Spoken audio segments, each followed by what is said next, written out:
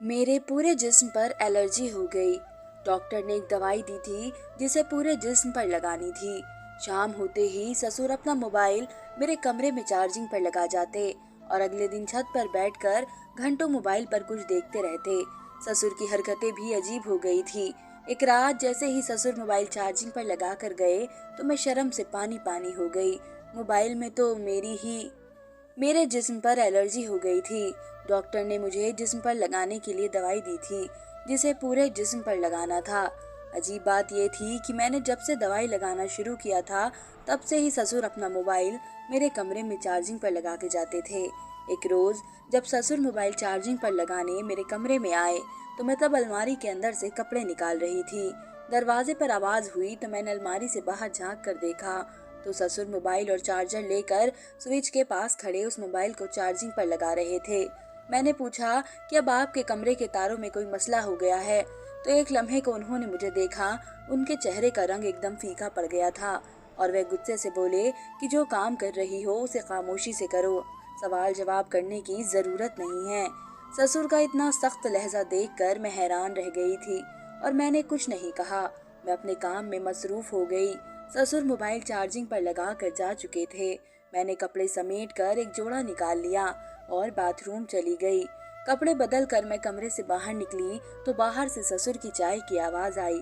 मैंने बाल बांधे और गहरी सांस लेकर कमरे से बाहर निकलकर सीधा किचन में आ गई और पति के लिए, सास ससुर के लिए चाय चढ़ाकर बाकी के बर्तन धोकर अपनी जगह पर रख दिए। ससुर का चंद लम्हे पहले वाला रवैया अंदर ही अंदर मुझे तकलीफ भी दे रहा था, लेकिन मैं चुप करके वही खड़ी होकर चाय बनाती रही और फिर चाय कपों में डालकर बाहर लॉन में ही ले आई। चाय सबको देकर मैं भी वही कुर्सी पर बैठ गई थी, लेकिन चंद लम्हों बाद ही मुझे हैरत का झटका लगा। वाह बेटा, चाय तो बहुत खूब बनाई है तुमने, मजा आ गया। भाई बच्चे के हाथ में खूब जायका है। ससुर की इस तारीफ पर हैरान थी, क्योंकि अभी चंद लम्हे पहले तो वह मुझे इतना सुना रहे थे और अब अचानक इतनी तारीफ। मुझे ये बात थोड़ी अजीब महसूस हुई थी, लेकिन मैं मुस्कुरा दी और खुद भी चाय पीना शुरू कर दिया।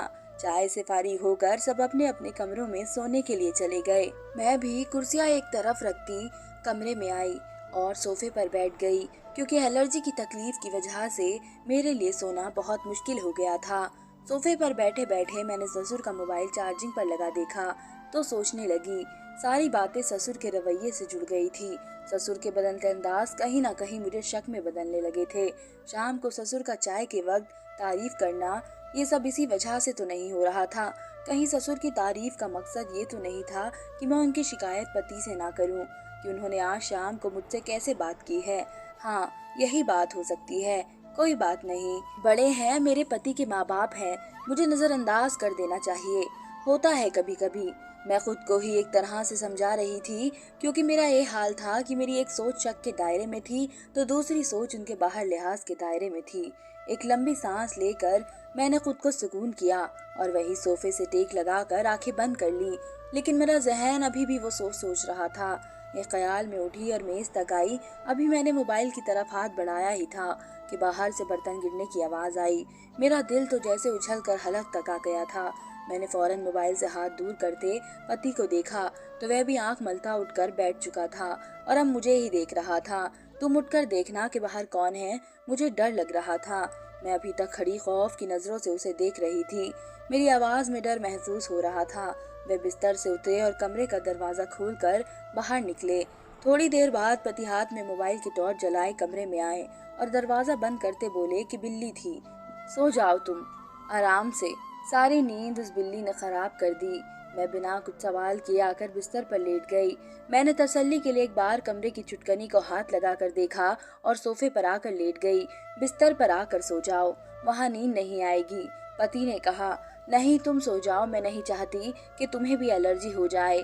करवट लेती मैं बोली और आंखें बंद कर ली। वह भी नींद में हो चुके थे। सुबह होते ही ससुर कमरे में आए और दरवाजे पर दस्तक दी। पति काम पर जाने के लिए तैयार हो रहे थे। मैंने आगे बढ़कर दरवाजा खोला तो देखा कि ससुर के सामने खड़े थे। उनके अंदाज लग रहे थे कि वे जल्दी में हैं।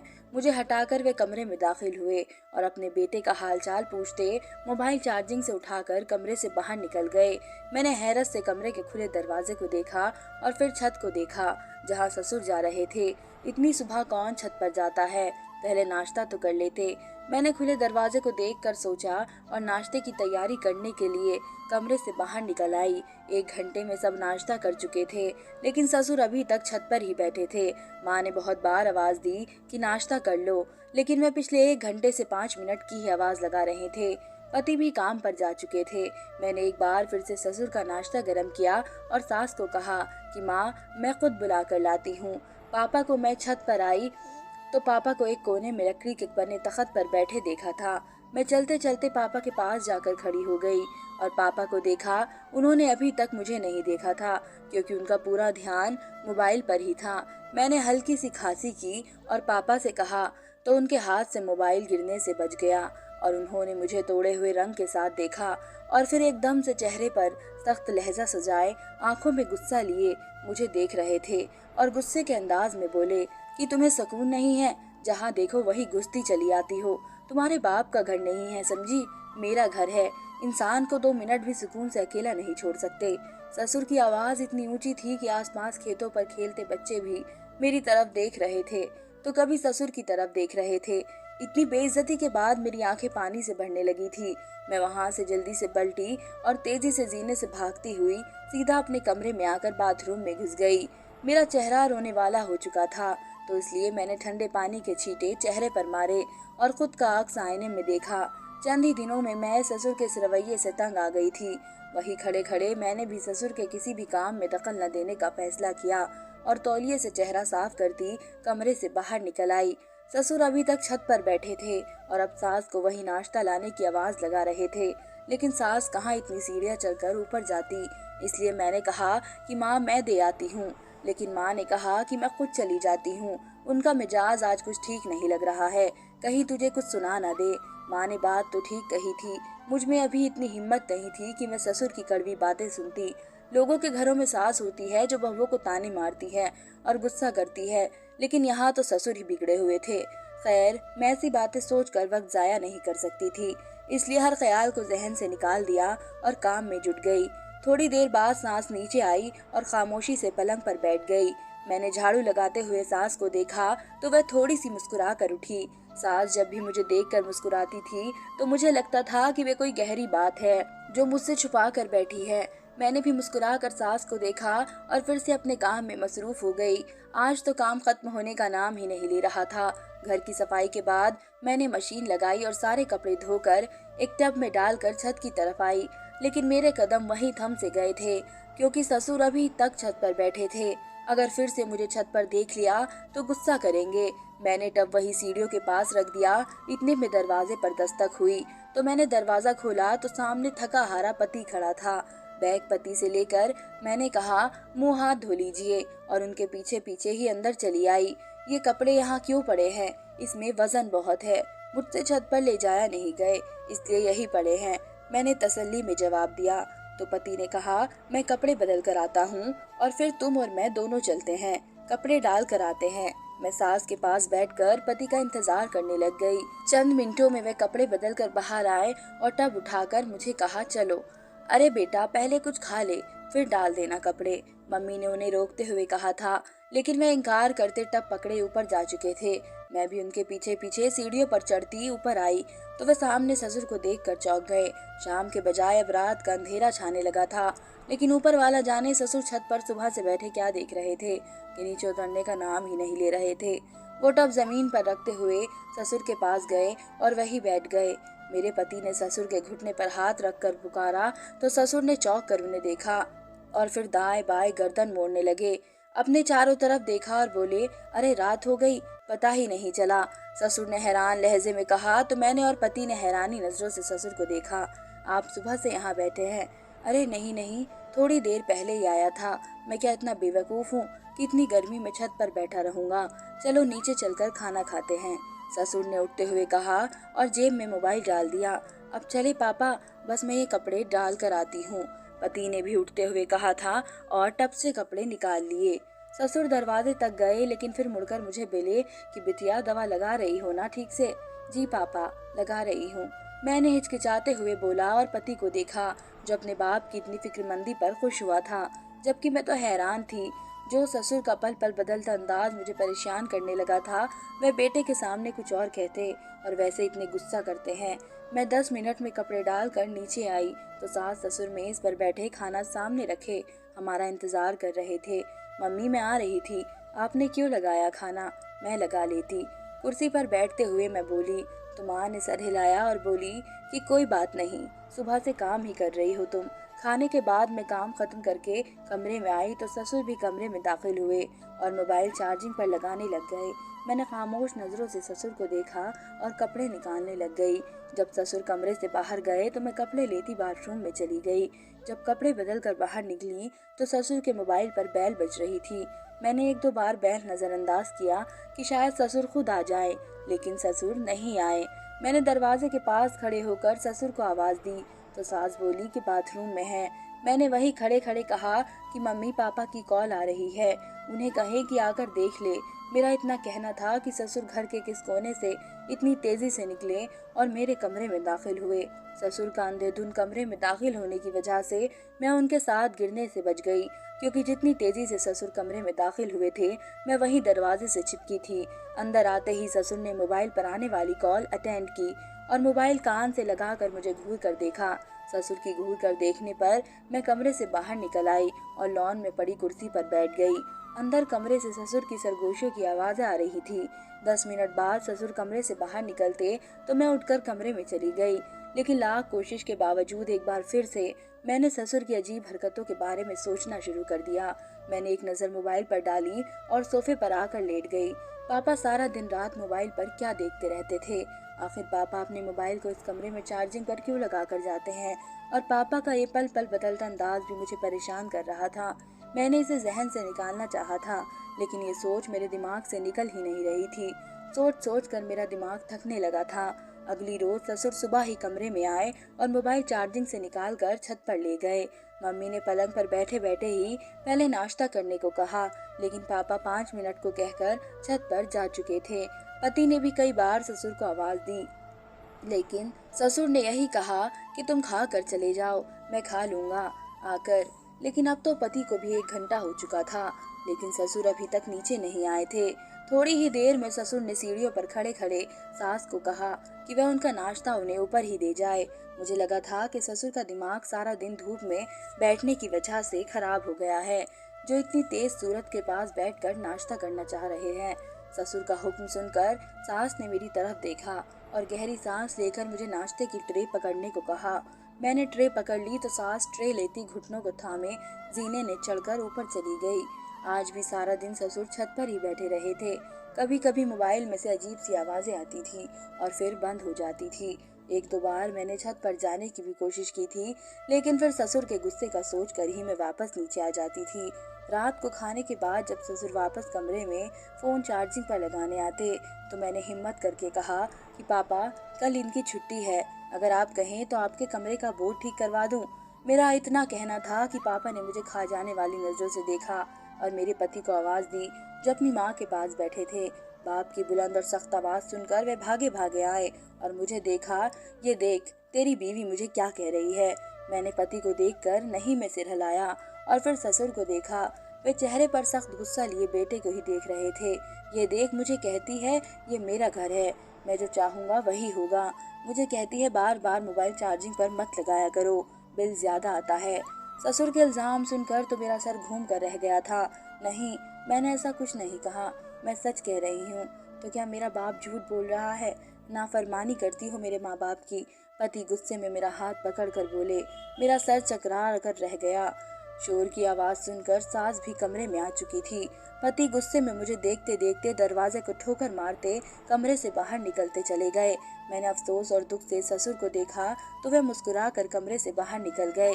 ऊपर वाला जाने ससुर की इन सब हरकतों के पीछे क्या मकसद था और वे क्यों बात बात पर झूठ बोल रहे थे। मैंने सास को कहा कि मैं ठीक हूँ, आप आराम कीजिए, तो वह तसल्ली करती अपने कमरे में चली गई और मैं दवाई लगाने के लिए बाथरूम चली गई। मैं कपड़े बदल कर बाहर निकली तो पूरा कमरा खाली था। ससुर ने तो जो शक का बीज बोना था वह बो दिया था, लेकिन अब मैं ये भी जानती थी उसका मेरे और मेरे पति के रिश्ते पर क्या असर पड़ने वाला था। एक लंबी सी सांस करके मैंने मोबाइल फोन उठाया और पति का नंबर डायल किया। बेल जा रही थी। लेकिन वह उठा नहीं रहे थे। मुझे बेहद परेशानी होने लगी थी। मैंने एक बार फिर से कॉल की और यूं ही लगातार कॉल करती रही तब तक जब तक उसने उठाई नहीं। कॉल उठाते ही गुस्से से बोले, क्या मसला है तुम्हारे साथ? क्यों बार बार कॉल कर रही हो? तुम्हें समझ नहीं आता? एक बार मुझे तुमसे बात नहीं करनी है। इससे पहले वे फोन काटते मैं बोल उठी कि घर आ जाओ, मम्मी परेशान है, इतनी रात हो गई है। मेरी बात सुनते ही वे तन कर बोले, नहीं है परेशान मम्मी, तुम सबसे पहले मेरे माँ बाप की इज्जत करना सीखो, समझी? तुम क्या चाहते हो? माफी मांगू मैं पापा से? तो मैं मांग लूंगी, ठीक है, बात खत्म कर दो। मैं बोली और फोन बंद कर दिया। मैं जानती थी अब तो वह लाजमी घर आएंगे, लेकिन क्या मुझे अब वाकई ससुर से माफी मांगनी पड़ेगी? नहीं, हरगिज नहीं। मैं क्यों माफी मांगू? इस तरह तो वह हर बार कुछ ऐसा करेंगे जिसकी वजह से मेरा पति मुझसे झगड़े। नहीं, बस बहुत हो गया। अब मुझे ससुर के इस रवैये की वजह मालूम करनी ही होगी। मैं कोई भी इल्जाम खुद पर बर्दाश्त नहीं कर सकती। अब अगली सुबह जब ससुर कमरे में आए तो मैंने कोई भी सवाल न किया और ना ही उन्हें देखना मुनासिब समझा।